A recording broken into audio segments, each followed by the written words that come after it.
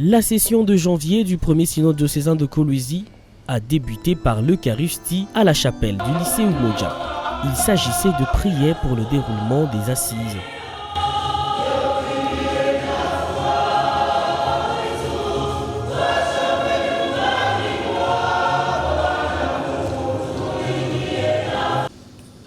Nous commençons les travaux de cette première journée du synode par la Sainte Messe, lieu d'action de grâce par excellence à celui qui nous a rassemblés ici pour que nous prenions conscience de la mission qui est la nôtre. Dans la grande salle Immaculata, les pères et mères synodaux autour de l'évêque de Kolwezi ont débuté les assises par l'invocation de l'Esprit Saint.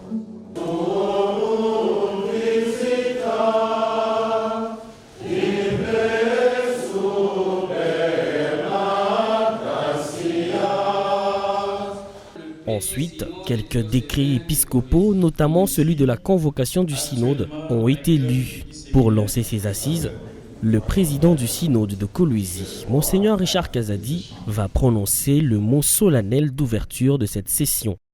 Une église qui n'écoute pas se montre fermée à la nouveauté, fermée aux surprises de Dieu et ne pourra pas s'avérer crédible, en particulier pour le jeune qui inévitablement s'en éloigneront plutôt que de s'en approcher.